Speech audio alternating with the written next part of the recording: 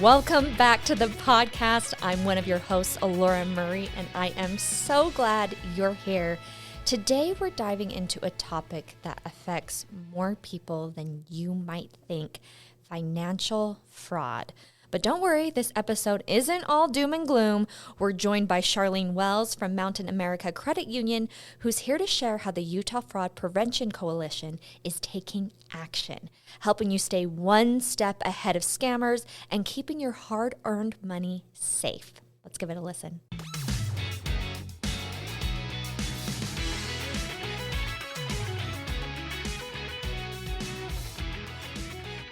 Sharlene, thank you so much for joining us on Fresh Off the Set with this super, super important topic. Oh, you're not kidding. Thank you, Brooke. I appreciate you having me on. Thank you. Thank you. We are so glad to have you. Now, let's talk a little about this because fraud, I feel like it is everywhere right now. How prevalent is financial fraud? Oh, it just keeps going up year over year. In fact, the stats in Utah, I was just looking at the last 6 years, and anybody can go on to ftc.gov and you can go state by state to see what's happening. And first I'll say fraud is kind of the big umbrella word, but fraud is a little bit different than scams. And Utah is number one in imposter scams. So fraud is the unauthorized use of your information like credit cards or bank account or something like that, right? But scam is when you get tricked by a trusted source, what you think is a trusted source, your bank, a family member that it sounds like a family member in trouble, or any kind of trusted source, even including your utilities. You know, anything can be that source. So in Utah alone, I was looking at the numbers. Since 2020, we have gone up year over year, 30 million in fraud loss. Wow. Year over year. This year, we are on pace for about 115 million in fraud loss. And that's for Utah. I think we're one of the highest. But here's the good news. Oh, good. You were starting to scare me, Sharlene. I was like, oh, no. Here's the good news. And it's kind of weird because as I was looking at the numbers going up 30 million every single year, this year is the first year where it's looking like it might be flat. So last year, it was at about 115 million in fraud loss. This year, we're anticipating about the same. So instead of 145 million. So I'm hopeful. I'm keeping fingers crossed that we don't head into the Christmas season and now we see it even worse. But as of right now, we're on pace for about the same as last year. And it's just too high. It is hurting people. And it's not just the elderly. A lot of people think, oh, it's mostly elderly that just don't know. No, it's our youth too, because they're so trusting and they're new in this world of banking and finance and everything. In fact, one of our speakers who's coming October 2nd, we can talk more about that, is Melissa Holyoke, and she's an FTC commissioner. And she was telling me that her own daughter had lost all of her savings of $3,000. And here's why. I mean, it sounds so realistic. She got a call from what she thought was her bank. And they said, you know, if you move your money over to this other account, you're going to make more on interest. Well, you know, to a young gal, that seems plausible. Yeah. And I probably, you know, if I didn't know because of what I'm doing right now, that don't believe it when somebody just says they're your bank, you know, then it's easy to fall for stuff like that because you think you're doing the right thing. But that's what they do, Brooke. It's scary. Well, and like you said, I think one of the reasons that Utah maybe has it so high is because I feel like, I would love to say this about it, we're good people here in Utah, right? I think that you are absolutely right. Expect and hope for the best out of people, which unfortunately can set us up for things like this. And I love that you mentioned that this can happen to anybody. A lot of us think, oh, I'm too smart to fall for a scam, or I'm too smart to have this happen. No, it can happen to anyone. And they're getting more and more sophisticated with the technology they're using, and they're just making it incredibly difficult. I'm happy to hear you're saying that things are flatlining a little bit. And I'd like to think that that's happening because of the work that you're doing. Oh, I would love to think of that too. I think it's a huge combined effort. I mean, we got together, this was a couple of years ago, and sat down with the head of Utah Bankers Association, Howard Headley, and the head of Utah Credit Union Association, Scott Simpson at the time, now it's Rusty Cannon, and just sat down and go, you know what, banks and credit unions, we may not see eye to eye on a lot of things, but boy, do we have the same enemy. And we need to protect our customers, our members from this fraud. We need to educate them. And so we came together and start putting together a structure. And now the Utah Fraud Prevention Coalition is the combination, the combined efforts of banks, credit unions, and law enforcement enforcement. So part of our board structure actually includes law enforcement, Chief Kelly Bennett. And so he's representing the Utah Chiefs of Police Association. We just, our whole focus, Brooke, was to collaborate among all these different areas of interest in our economy, businesses, governments, universities, law enforcement, the financial institutions. And we first started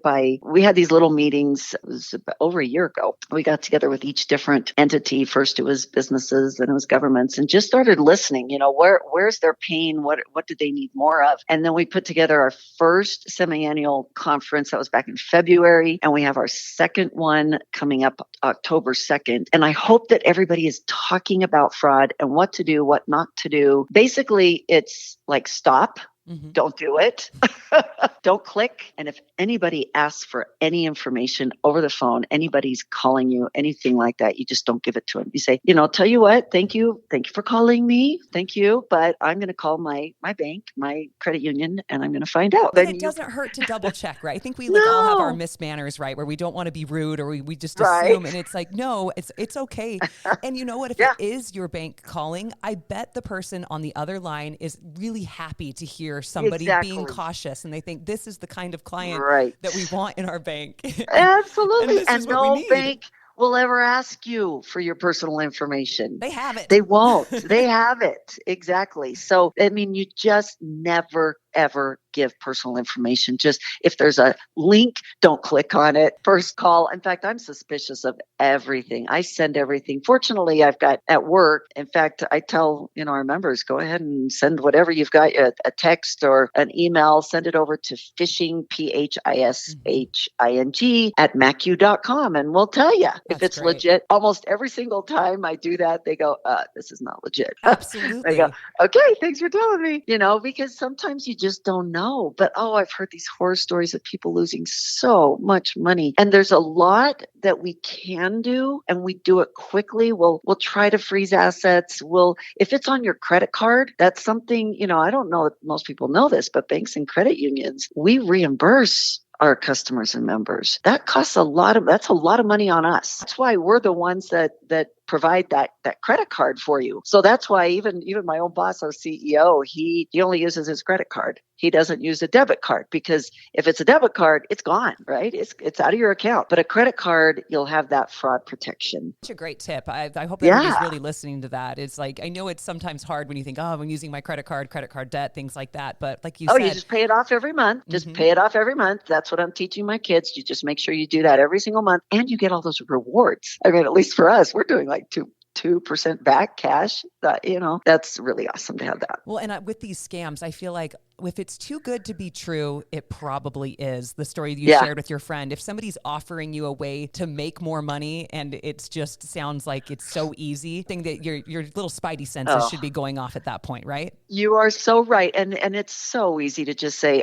thanks for the tip. Okay, I'll call my bank this afternoon. I'll just call them later. Goodbye. Now, I want to talk a little bit about the Utah Fraud Prevention Coalition, as you were mentioning. What are the main goals that you guys have? Okay, thank you. Yes, it's about collaboration. So I mentioned that a little bit earlier about working with all the different agencies. So we partnered with the Utah League of Cities and Towns.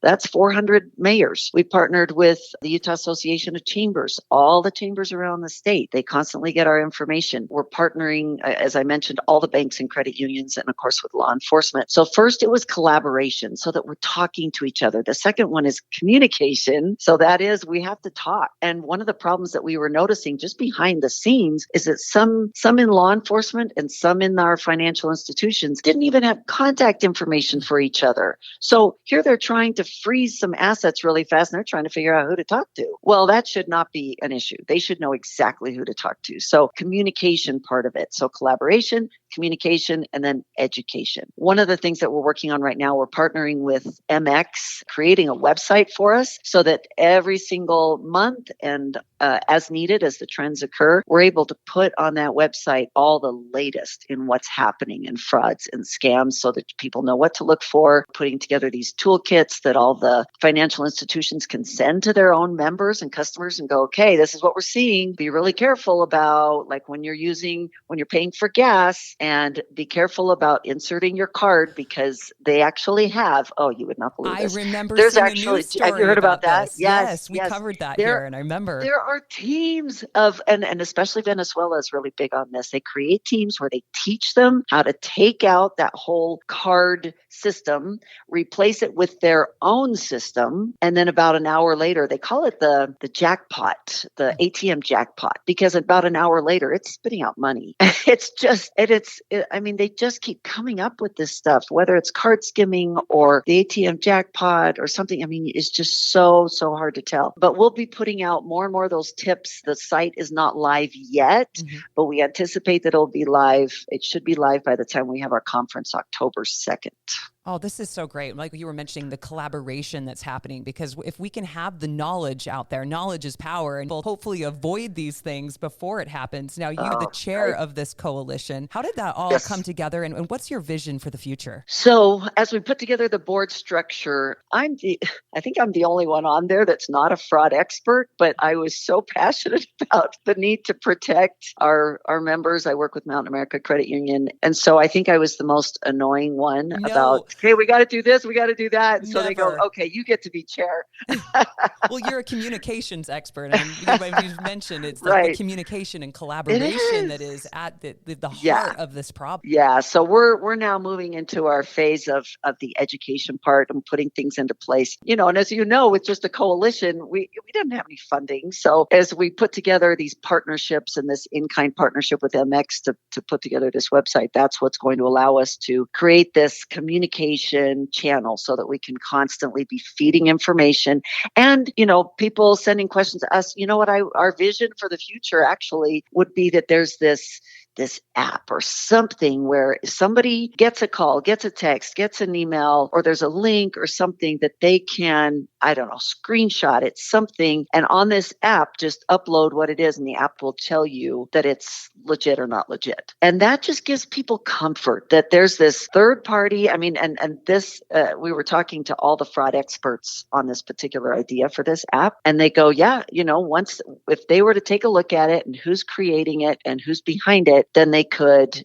verify it and make sure that this is the right approach for people. But I think most people, they're by themselves and they see this and they immediately think that, oh, this is what I need to do. But if they have a resource, some way that they can just check and just have somebody else just go, not a good idea. Stop. Don't go get all those gift cards and send to that person.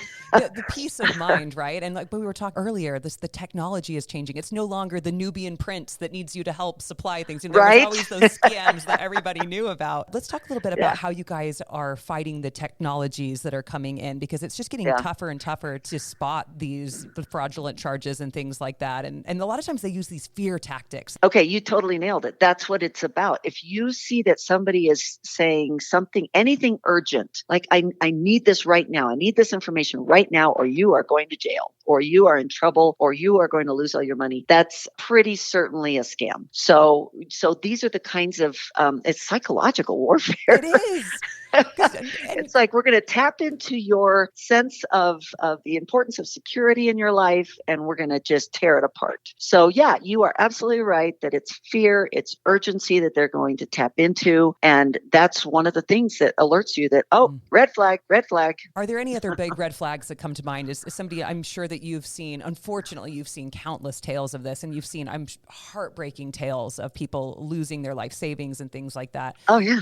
Are there any big moments you're like, if you see this, absolutely put down the phone, do not click? Right. That when they ask you for your personal information, any kind of personal information, your bank account information, your credit card information, nobody legitimate should be asking you for that. So don't do that. If they tap into the fear, the urgency, one of the scariest ones that I heard was, and maybe you already heard this one too, with I think it was Megyn Kelly's mom, and she got a call that her grandson or something was in trouble and in jail and needed to be bailed out. And then they put somebody on the phone who was like crying. And she said it didn't sound like the person that she knew, but this person said, oh, well, I was in an accident. That's why my nose sounds stuffy or whatever. So the whole family thought that this was happening for real. And it was a few hours. It took them a few hours and a few more phone calls to figure out that it was such a scam. But, they make it sound so real. It's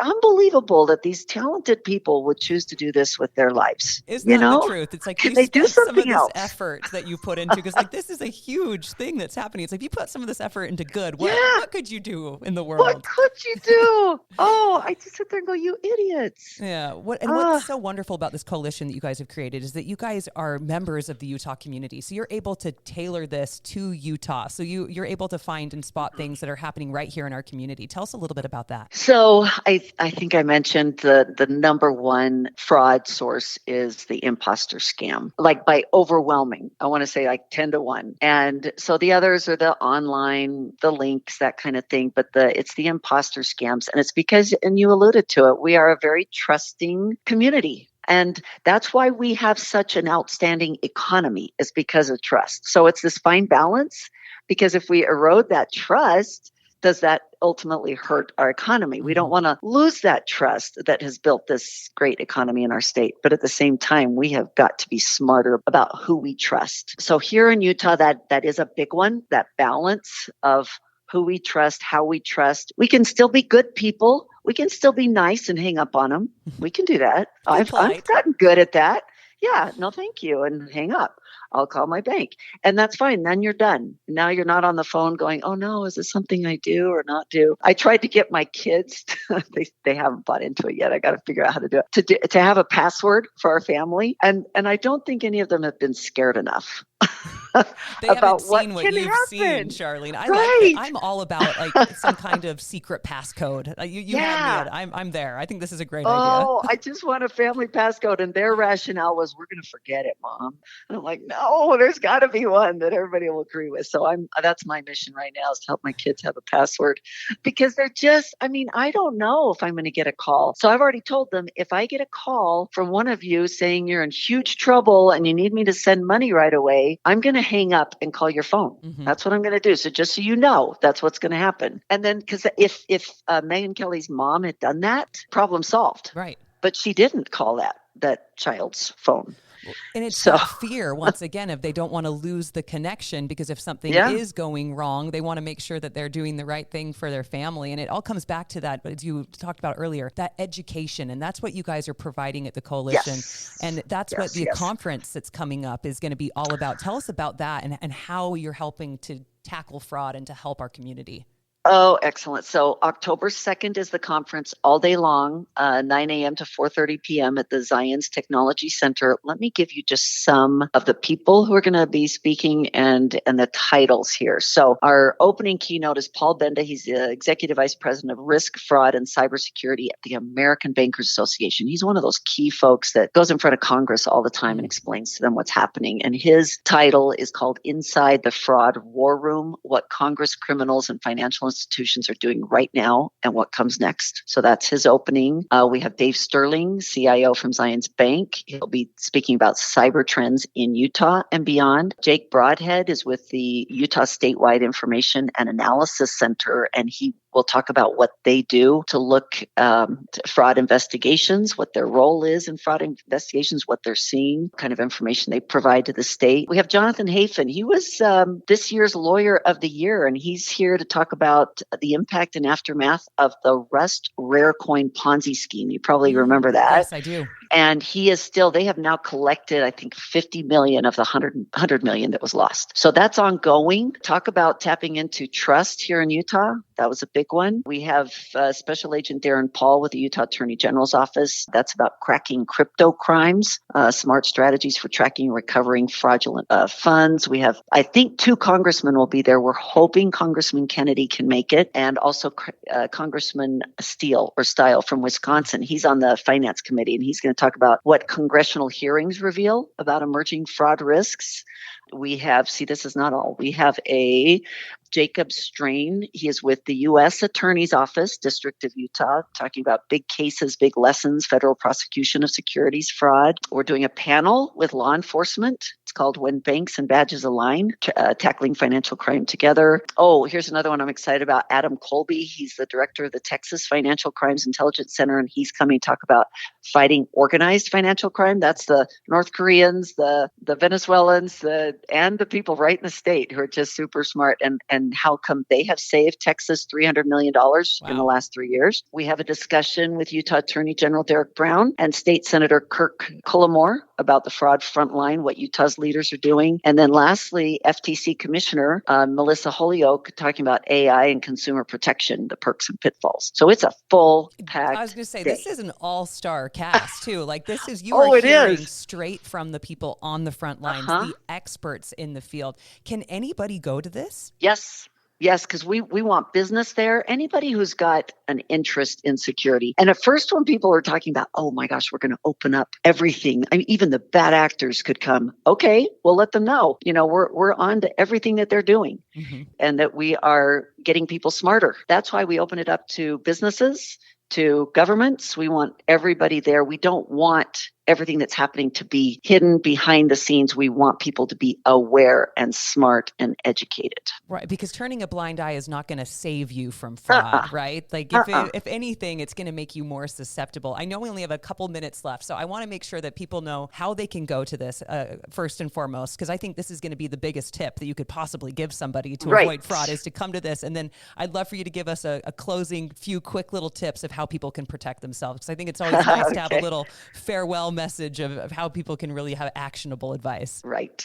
Okay. So first you can go to either, this shows you how we are collaborating, either utah.bank or utahscreditunions.org. So I'll say that again, utah.bank, and just look under events and you can register, or utahscreditunions.org, just all one word. Perfect. Right there. And we'll put that in the show notes for you too, so everybody can have it. And I guess the biggest tip I would say is stop.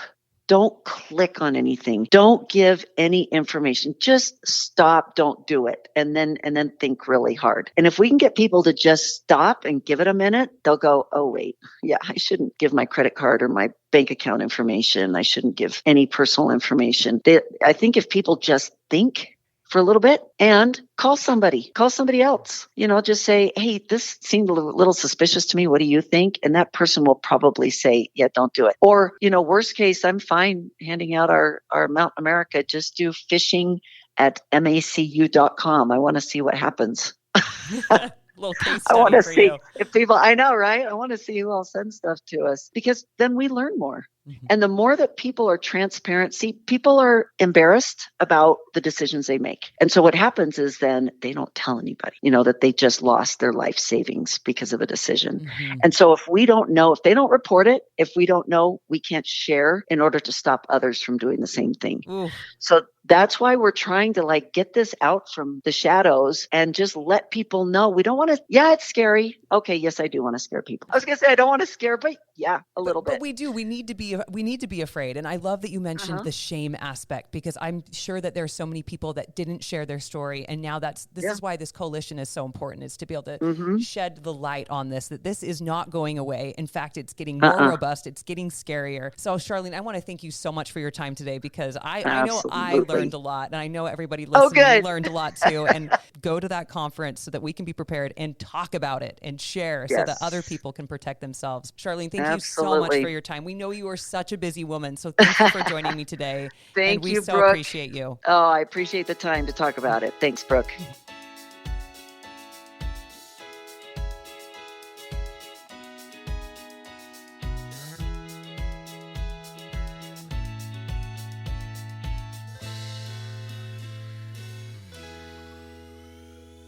Congrats, you made it to the end. If you want to continue to freshen up your day, you can watch us on Fresh Living every weekday on CBS Channel 2 in Utah at 1 o'clock. You can also watch us on our YouTube channel, KUTV Fresh Living, and follow us on social media. We will see you next week.